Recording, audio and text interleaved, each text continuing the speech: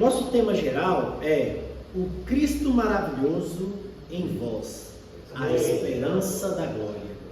E o nosso tema da mensagem, nós estamos na mensagem 7. Cristo, o primogênito de toda a criação, aquele que faz vir à existência o que não existe. Então nós vamos fazer um pequeno estudo sobre o livro de Colossenses, capítulo 1, versículo 15 a 23.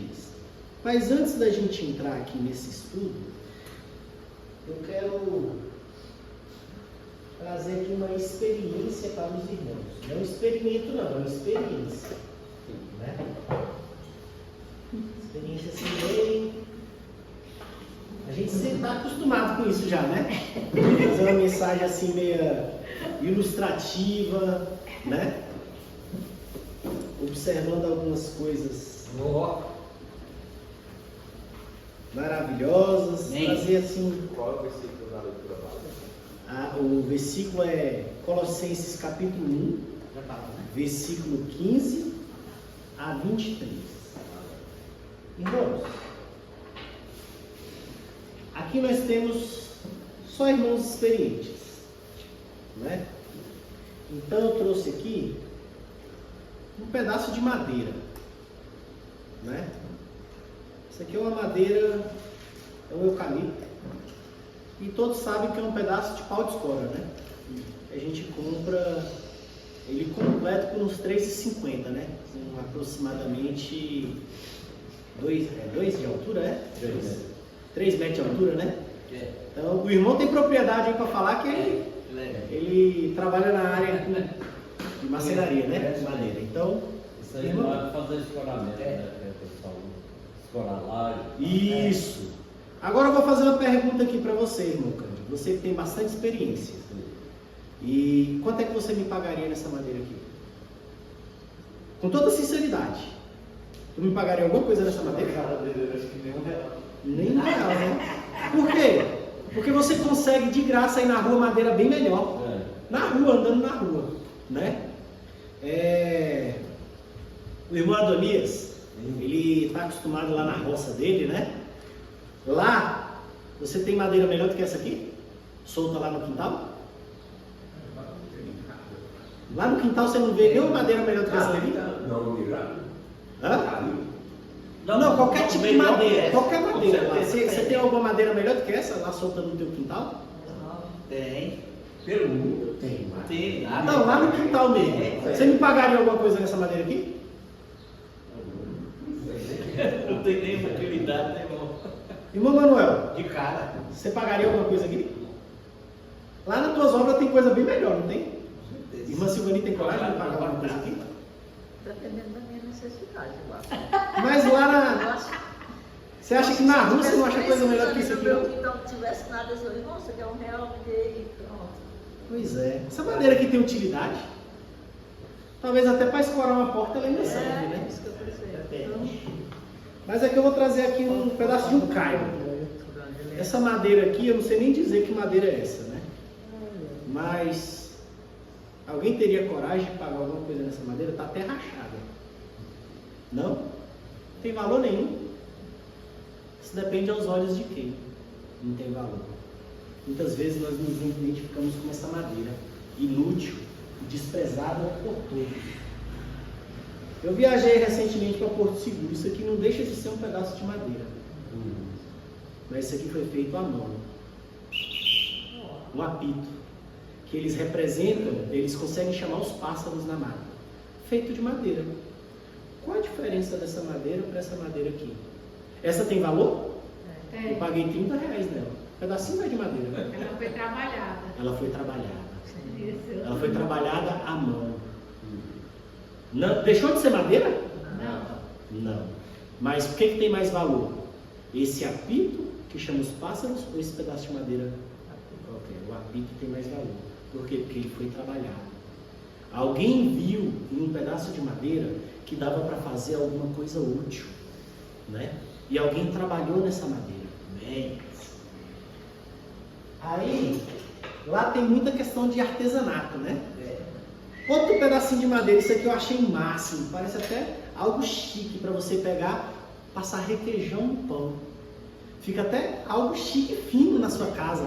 Você recebeu uma visita, podendo ter uma colher específica para passar requeijão. Não é bonito? Essa daqui vocês teriam coragem de comprar? Sim. É uma madeira. É É uma madeira. Essa é menor do que essa. Mas essa tem valor? Ela é bem menor. Ela é gourmet. Pois é, ela tem uma Foi função. trabalhada. Ela foi trabalhada, a partir de agora ela tem uma função. Ela tem uma beleza diferente, mas é uma madeira como qualquer outra. Essa daqui tem a mesma função. E a mulher, quando me vendeu, ela ainda falou bem assim: eu gosto dessa daqui para rapar o pote de creme de cabelo, para não ter que ficar aonde a gente não alcança. Aí eu falei: vou levar para minha esposa. Eu falei, já pensei logo na Fabiana. E aí, isso daqui também é um pedaço de madeira. Só que alguém olhou para esse pedaço de madeira com um olhar diferente. Não como um pedaço de entulho. Isso aqui é um entulho. Desprezado por todo mundo. Agora esse daqui já não é desprezado. Tem a mesma essência, mas não é desprezado porque foi trabalhado, né? Então aí a gente começa a ver o valor nas coisas. Aí essa daqui eu comprei, olha só, essa daqui todo mundo está acostumado a ver, né? Ainda vem personalizada, coloquei o nome da Fabiana nela, né? Olha que beleza, uma colher de pau. É um pedaço de madeira como outro qualquer, mas ele foi trabalhado e agora tem função. E tem beleza e detalhe, ainda foi personalizado. Ainda foi gravado o nome dele, né? Agora, os irmãos não vão se assustar não. Agora, olha só. Não, vou mostrar isso aqui. Quem gosta de churrasco? Tem alguém que gosta de churrasco? Agora, olha isso daqui. Isso daqui é uma faca para churrasco, com um cabo, com acabamento de madeira. Aonde foi que a madeira foi utilizada aqui? No acabamento do cabo. Ficou bonito? Sim. Aqui ninguém queria pagar nada. O pedaço de madeira é bem menor. E agora as pessoas se arriscam a pagar. Foi lixado, foi polido e foi misturado ao metal. E agora foi bem moldado, né? E agora ele tem um valor. É bem precioso. Uma faca dessa custa em torno de R$100 e poucos, né? Quando a gente vai comprar uma faca para churrasco. Mas essa aqui tem um acabamento de madeira. Então ela é especial, né? Ela é rústica, ela é bem trabalhada. Agora, com um pedacinho de madeira, alguém se deu o trabalho de fazer um porta-joia. Olha só, um pedacinho de madeira bem trabalhado. Se você colocar, eu engordei demais, né? Colocar a aliança aqui dentro, agora ele está guardando algo precioso, né? Está guardando algo de valor. E aqui é um porta-joia. Você teria coragem de comprar um porta-joia desse? De madeira para presentear alguém, bem trabalhado? Você teria coragem de comprar uma faca para churrasco, bem trabalhada para aquele dia de comemoração? Você teria coragem de comprar um presente para alguém personalizado? Ambos foram feitos de madeira. E às vezes nós somos esse pedaço de madeira, desprezado por todos. O mundo nos desprezou. As situações da vida, a nossa família, no local de trabalho, às vezes você é desprezado. Mas alguém tem um olhar diferenciado para você. Ele olha para você e vê que pode trabalhar em você. E nesse trabalhar, muitas vezes, a gente não quer ser trabalhado. Por que a gente não quer ser trabalhado? Cada vez que você tirar uma lasquinha da madeira, vai doer para ela. Ela vai sentir. Cada experiência que você tem na vida, cada coisa que você perdeu na sua vida, você vai sentir uma dor. Mas cada experiência dessa e cada situação vai te trabalhar não fisicamente, mas interiormente, o seu caráter, a sua personalidade, a forma como você encara as coisas. Eu queria ler uma historiazinha aqui sobre o artesão, que a gente pode assimilar com isso daqui. Em vez de trazer um pedaço de pedra para cá, eu trouxe as madeiras que dá para ver o quanto as madeiras foram trabalhadas. Vou ler aqui rapidinho, uma historiazinha, uma parábolazinha, né? O mestre que via o que ninguém via. Em uma vila pequena havia um velho escultor, conhecido por transformar blocos de pedra comum em esculturas maravilhosas. Um dia ele encontrou um bloco grande, feio, rachado e rejeitado por todos os outros artesãos. Todos diziam: essa pedra não tem valor, é só entulho. Mas o velho escultor olhou para ela e disse: ali dentro está uma grande obra, só ainda não nasceu. Então, nós representamos aquela pedra, um pedaço de madeira que parecia entulho, né? Mas teve um artesão que olhou para a gente e viu que dentro da gente existia uma grande obra. Ele levou a pedra para a sua oficina. Durante semanas, martelou, lixou, moldou com todo cuidado e precisão. Sim. As pessoas zombavam: você está perdendo seu tempo, essa pedra nunca vai ser nada. Mas ele não desistiu. Assim é o Senhor na nossa vida. Amém. Quando as pessoas falam que estamos perdendo tempo, o Senhor não desiste da gente. Ele continua trabalhando na nossa vida. Um dia cobriu a escultura com um pano e levou para a praça. Quando revelou a obra, todos ficaram em silêncio. E era uma figura gloriosa, algo que ninguém jamais imaginou. Um menino se aproximou e perguntou: mestre, como o senhor sabia que isso estava aí dentro? O escultor respondeu: eu já enxergava o que ainda não existia, só precisava libertar o que estava escondido. Nós somos essa pedra bruta, rachada, rejeitada por todos, né? Mas o Senhor olhou uma obra gloriosa dentro de nós, e Ele começa a trabalhar aos poucos. Aos poucos você vai se tornando essa obra gloriosa. Aos poucos você vai se tornando uma pessoa com simplicidade. Aos poucos você vai se tornando uma pessoa com empatia, que se coloca no lugar dos outros. Aos poucos você vai aprendendo a ter mansidão diante das situações. Aos poucos você vai desenvolvendo a sua humildade. Aos poucos você vai se tornando uma pessoa carinhosa. Aos poucos, não é da noite para o dia, é aos poucos você vai se tornando uma pessoa amorosa. Aos poucos você vai se tornando uma pessoa prestativa. Aos poucos você vai se tornar alguém que se preocupa mais com o próximo do que consigo mesmo. Isso tem a ver com a leitura de ontem também, né? Aos poucos você vai ser uma pessoa que se torna luz por onde passa. Amém. Aos poucos você vai levando vida ao invés de morte. Porque muitas vezes as pessoas abrem a boca e acabam matando os outros. E você vai se tornar aquela pessoa que leva vida, leva esperança. Aos poucos você vai ser uma pessoa que não reclama mais, independente da situação. Aos poucos você vai ser uma pessoa que não murmura mais. Aos poucos você vai ser alguém que expressa Cristo no seu olhar, no seu falar, no seu comportamento e nas suas atitudes. Aos poucos você vai ser alguém que anda de modo digno. Aos poucos você vai se tornar uma pessoa que é honesta mesmo quando ninguém está olhando. Aos poucos você vai se tornar uma pessoa completamente fiel. E aos poucos você vai se tornar íntegro. Você não vai ofender as pessoas mesmo que elas tenham te ofendido.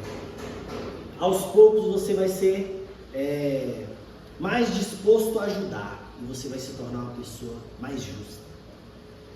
Isso é você sendo lapidado aos poucos, até você se tornar uma obra gloriosa. Entenderam? Cristo é o nosso modelo original de humanidade e a imagem perfeita de Deus. Quem é a imagem de Deus? Cristo. Então quem é que é o nosso modelo? Cristo. Não é seu pai, não é sua mãe, não é pastor, não é líder religioso. O único modelo que nós temos é Cristo. Amém. Por mais que nós tenhamos referências na terra, amém. mas o nosso modelo é Cristo. Ele vê vida aonde existe morte. Ele chama a existência aquilo que ainda não existe. Isso nós vemos em Romanos 4,17. Alan, leia o ventilador, por favor. Ele não rejeita o que o mundo despreza. O mundo pode te desprezar, mas ele não te rejeita. Glória a Deus. Né? Ó Senhor Jesus, em Cristo, até o que estava rachado, sem forma, pode se tornar uma obra gloriosa. Em Cristo você pode mudar. Ó Senhor Jesus, assim como o escultor molda a pedra com propósito, Cristo sustenta e transforma tudo com o seu poder, porque nele tudo subsiste. Em Cristo tudo subsiste. Vivemos em um tempo em que muitas pessoas buscam sentido na vida. Todos nós paramos um momento da vida para ficar buscando sentido, né? Qual o sentido da vida? O que eu estou fazendo aqui? Diante de tantos problemas que nós enfrentamos, nós começamos a questionar as coisas, né? E isso é comum, desde a época que Paulo escreveu a carta aos Colossenses. Muitas pessoas questionavam o sentido da vida, né? Desde antes daquela época. Qual a direção e a salvação? Alguns procuram resposta na ciência. Não sei se vocês já viram ou já se encontraram nessa situação. Está buscando a resposta na ciência das coisas. Outros buscam a resposta na filosofia. E outros buscam essa resposta em espiritualidades alternativas, né?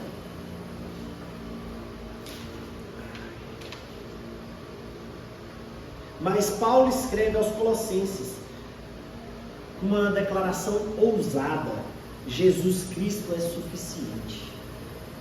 Jesus Cristo é suficiente, irmãos. Ele é supremo, ele é o centro de tudo. Quem está no centro de todas as coisas? Jesus Cristo. Quem é que é o supremo? Jesus Cristo. E é isso que nós vamos ver hoje. Nessa carta, Paulo apresenta uma das descrições mais grandiosas de quem Cristo é. E ele nos convida a reconhecer o centro da criação, o sustento da existência e o reconhecimento e a reconciliação da humanidade caída. Porque nós éramos essa humanidade caída, né? O primeiro homem é um homem caído no pecado. Mas o segundo homem, ele veio para nos reconciliar com Deus. Ó Senhor Jesus. Nós vamos lá para Colossenses capítulo 1. E vamos percorrer aqui alguns versículos agora. Colossenses capítulo 1, versículo 15. Este é a imagem de Deus invisível, primogênito de todas as coisas. Jesus revela quem Deus é. Se ele é a imagem de Deus, ele está revelando Deus. Deus é invisível, mas Jesus é a imagem dele visível. Ele não é apenas parecido com Deus, ele é o próprio Deus. Existe uma unidade ali, né? Lá em João 14:9 fala o seguinte: quem me vê, vê o Pai. Então, se você consegue ver a Cristo, você consegue ver o Pai, porque ali é uma unidade. Eles são um, né? Cristo, ele é acessível, real e próximo. Se Cristo é acessível, real e próximo, a gente não precisa buscar intercessões para alcançar a Cristo. Você não precisa buscar intercessores como anjos, como santos que já não estão mais entre nós. Você pode ir diretamente a Cristo. Ele é acessível, né? Ele é um com Deus. Então, se você quer falar com Deus, vá a Cristo. Ali nós temos uma unidade. Lá em Hebreus 1:3 fala o seguinte: o Filho é o resplendor da glória de Deus e a expressão exata do seu ser. Se o Filho é o resplendor da glória e a expressão exata do seu ser, vá ao Filho, que é como se estivesse indo ao Pai, né? Os dois são um. Cristo é o Criador de tudo que existe. Lá em Colossenses 1,16 fala o seguinte: nele foram criadas todas as coisas, nos céus e sobre a terra. Nele quem? Em Cristo. Ele é o primogênito, ele está desde o princípio, ele é o primeiro, né? Foram criadas as coisas visíveis e as coisas invisíveis, sejam tronos, sejam soberanias, quer principados, quer potestades, qualquer hierarquia angelical foi criada por ele. Tudo foi criado por meio dele e para ele. Por seu primogênito, Jesus estava na criação do universo, na criação do visível, na criação do invisível, na criação dos reinos e dos seres. Jesus estava na criação de tudo. Ele te conhece antes mesmo de você existir. Ele sabe que aí dentro existe uma obra gloriosa, na qual ele quer trabalhar. Mas ele não é invasivo. Ele só vai trabalhar se você permitir. Ó Senhor Jesus. Amém. Colossenses 1,17. Ele é antes de todas as coisas. Nele tudo subsiste. Ele é eterno. Se a sua vida está desmoronando, Cristo pode sustentar você. Naquele momento mais difícil, Ele pode te sustentar. Quem sustenta o nosso corpo? Você está vendo o que sustenta o meu corpo? Você está vendo algum osso? Não, mas o que sustenta o meu corpo são os ossos. É o que dá a estrutura. Quem pode te sustentar, às vezes ninguém está vendo, mas é Cristo. Ele pode te sustentar em toda e qualquer situação. Independente do que você esteja passando, Ele pode te sustentar. Ele pagou o mais alto preço com seu sangue para te reconectar a Deus. Amém. Ó Senhor Jesus. Amém. Nós erramos muitas vezes, mas Cristo pode mostrar que cada erro que nós cometemos pode nos transformar em alguém precioso. Se você olhar para o seu passado, você tem tantos erros que você tem até vergonha de falar, né? Todos nós somos cheios de erros. Às vezes erramos até por omissão, né? Mas eu queria trazer uma reflexão aqui para os irmãos. Se o leite estragar, leite é bom demais, né? Mas se ele estragar, ele vai se tornar o quê? Iogurte, né? Quem vale mais, o leite ou o iogurte? O iogurte vale mais, né? Que o leite. Mas o leite estragou e se tornou em algo mais precioso, mais valioso, né? E se ele estragar um pouco mais, ele pode se tornar queijo. Quem é mais valioso? O queijo, o leite ou o iogurte? O queijo vale bem mais. Então, um suco de uva, se nós fizermos aqui um suco de uva e ele azedar e fermentar, ele vai se tornar em vinho. Quem é mais valioso? O vinho ou o suco de uva? Vinho. O vinho vale muito mais, ele é mais apreciado, né? Então, você não é uma pessoa ruim porque você cometeu erros. Os erros são experiências que te tornam uma pessoa mais valiosa. Todos os erros que você cometeu vai te tornar uma pessoa mais valiosa. Davi era uma pessoa segundo o coração de Deus. E ele foi uma das pessoas que mais cometeu erro. Mas todos os erros traziam uma lição para ele. E ele não errava mais naquilo. né? Então que nós possamos aprender com os nossos erros e não continuar cometendo, né? Cristóvão Colombo cometeu um erro de navegação e ele descobriu a América.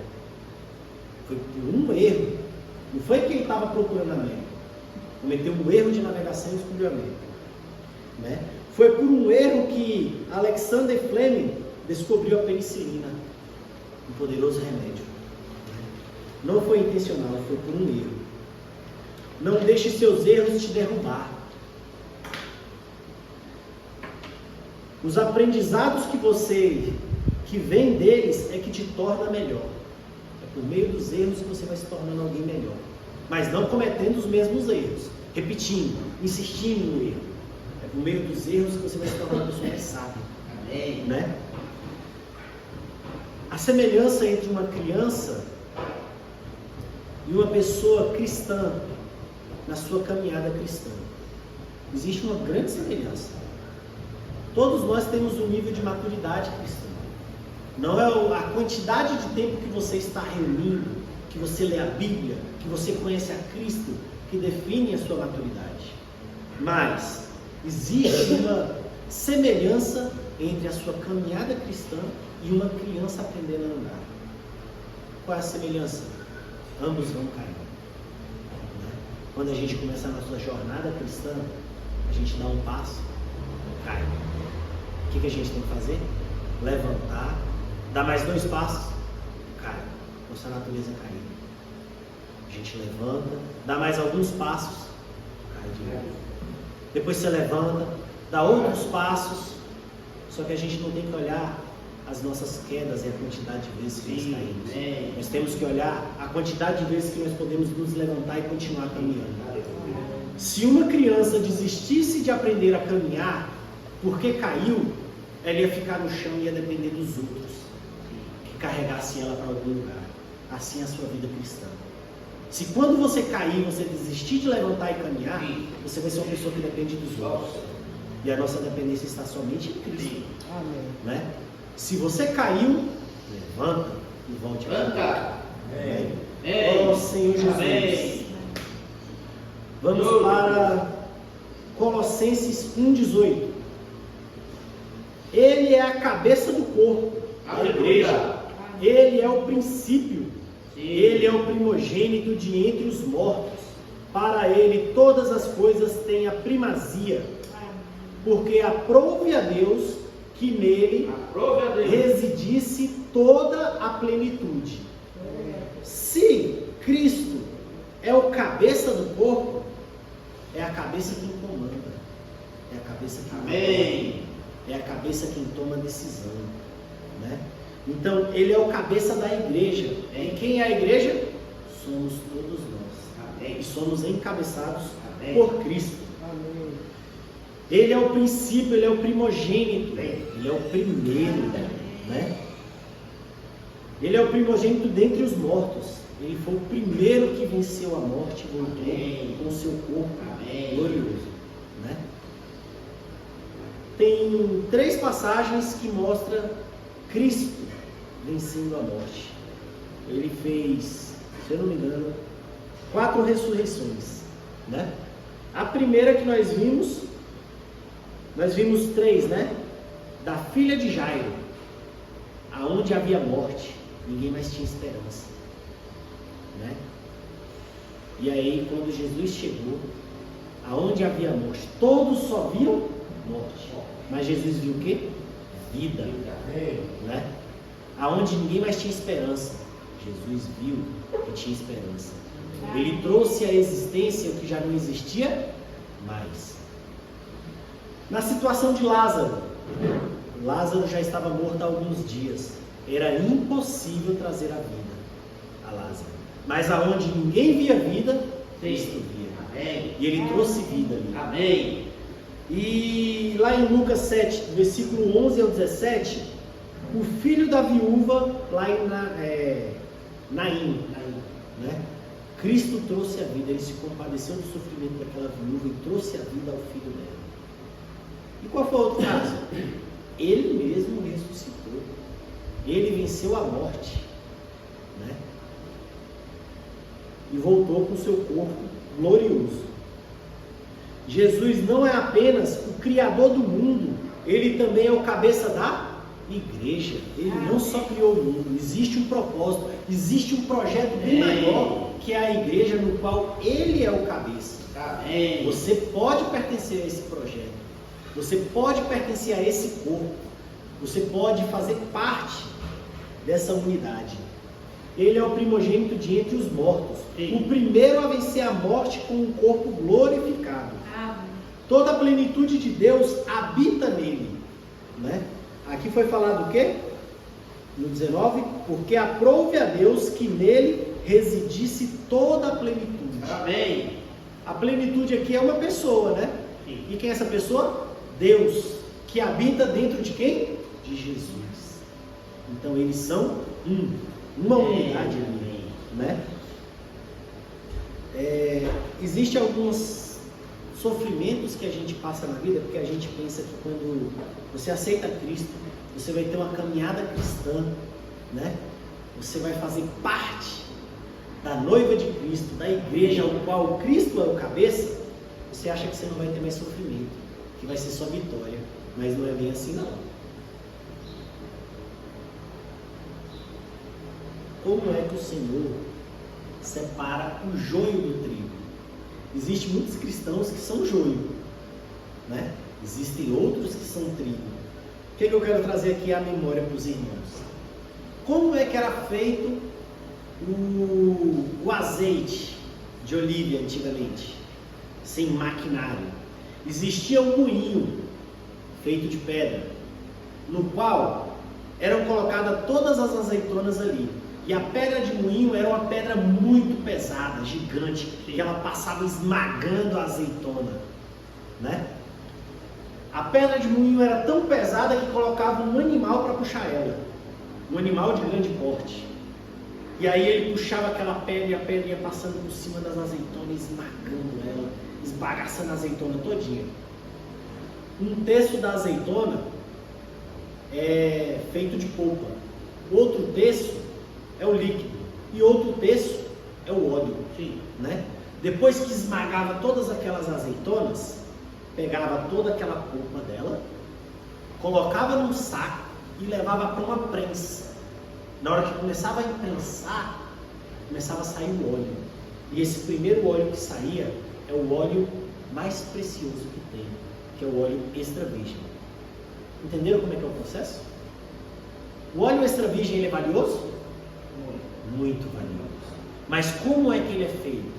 Ele passa por um processo que a azeitona é esmagada, depois ela é imprensada, para tirar de dentro dela o que há de mais valioso. Quem gosta de comer um pão aí? Já comeu um pão? Tem dia que dá vontade de comer um pãozinho fresquinho, né? Pão é gostoso, né? Então ele te traz energia. E o pão ele é feito de quê? Trigo, né? Como é que é feito o pão? Você pega o trigo, amassa o trigo. Quando você tem aquela massa do trigo, você vai amassar, até que você consiga fazer o pão. O joio ele é parecido com o trigo, né? Se você for amassar o joio, você vai conseguir produzir alguma coisa boa? Não, porque dentro do joio não tem algo precioso como dentro do trigo. Dentro do joio não tem alimento. Mas para produzir o pão, o trigo teve que ser amassado. E na sua vida, o Senhor ele vai te testar e saber o que tem dentro de você. É por meio do mesmo processo. Glória a Deus. Você vai ser amassado. Você vai ser imprensado. Para saber do que você é feito. Para saber o que tem dentro de você. Se dentro de você tem algo precioso ou como joio, não vale nada. É diante das dificuldades da vida que nós demonstramos o nosso valor. Se a nossa confiança está em Cristo ou não. Se dentro da gente tem algo precioso ou não, né? Lá em Hebreus 1:3 fala, nós passamos já por aqui, né? O resplendor da glória e a expressão exata do seu ser. Não coloque a sua fé em líder religioso nenhum. Em nenhum tipo de liderança você deve colocar a sua fé. Não coloca a sua fé na religião. Não coloca a sua fé em tradições. Cristo é o centro da igreja e é Ele quem te guia à vida eterna. A sua fé tem que estar em Cristo e nada mais. Às vezes as pessoas começam a olhar para as pessoas que estão à frente. As pessoas que estão à frente são humanos. Todos podem cair. Quem é o nosso modelo?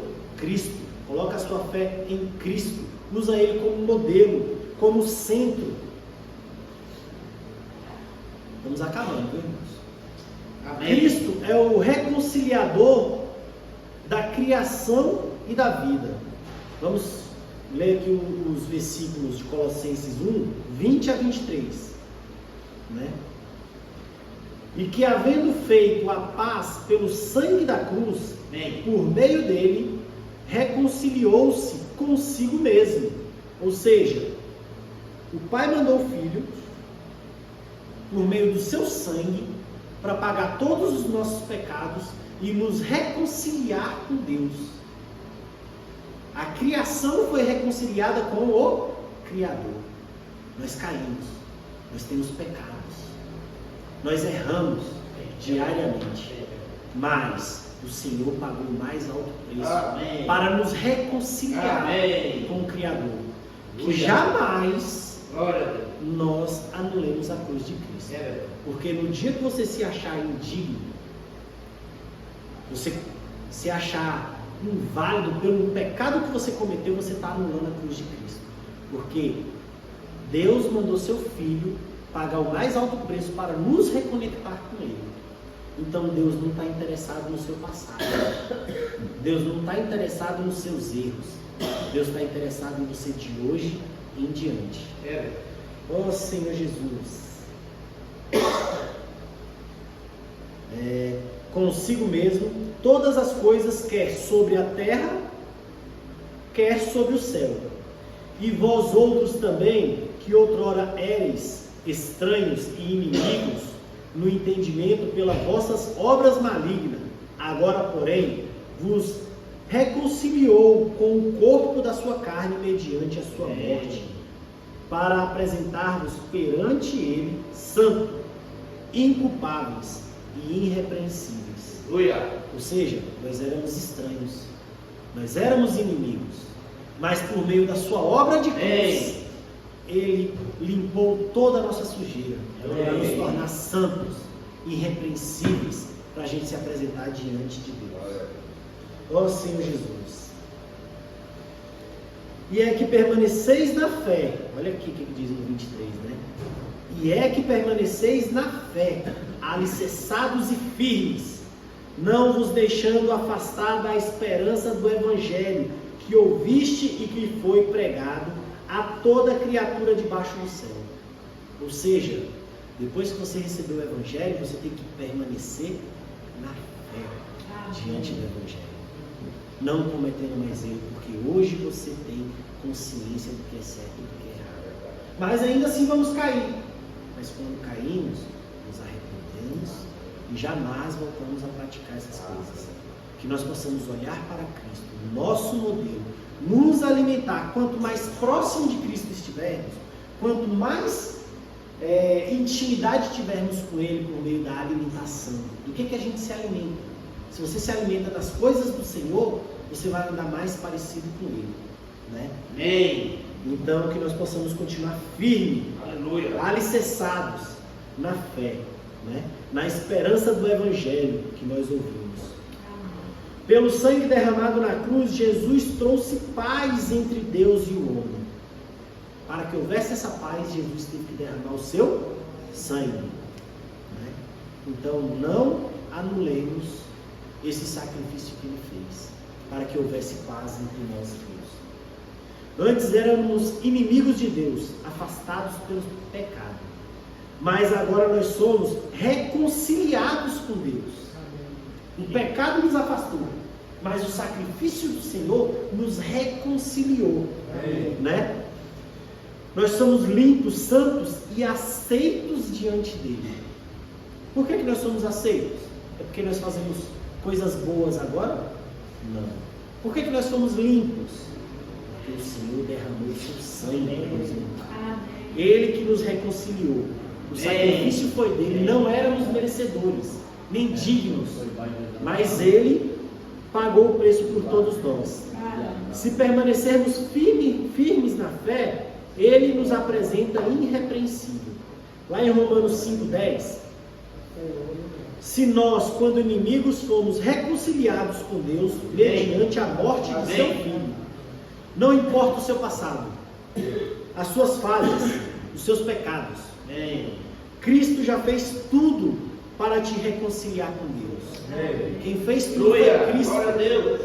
Basta crer e permanecer firme. Agora eu vou fazer uma perguntinha aqui para os irmãos. Você quer conhecer a Deus? Olha para Cristo. Se você quer conhecer a Deus, é só olhar para Cristo. Que você vai estar olhando a Deus. Não é? Você quer entender o sentido da vida? Tudo foi feito para Cristo. Porque por Ele e para Ele são todas as coisas. Você quer ser transformado? A reconciliação vem através da cruz de Cristo. Se você quer ser transformado, não anula a cruz de Cristo na sua vida. Se você vai ser transformado de glória em glória. Talvez você esteja aqui hoje sem sentido, se achando distante de Deus, sem entender o seu propósito, cansado de carregar pesos que parecem insuportáveis. Mas hoje Cristo, o Criador, o sustentador, é Ele que sustenta tudo. O reconciliador está te chamando. Cristo te vê, independente da sua condição, independente dos seus erros, independente das suas falhas. Cristo te vê. Cristo te ama. Ó Senhor Jesus. E Ele te convida para permanecer nele. Esse é o convite que Ele te faz. Permaneça nele. Ó Senhor Jesus. Você quer ser restaurado? Você quer ter paz com Deus? Você quer viver com sentido e propósito? É só você falar como Isaías falou. Eis-me aqui, Senhor. É só você falar isso. Eis-me aqui, Senhor. Escuta o que o Senhor quer. Seja fiel e firme nele. Amém.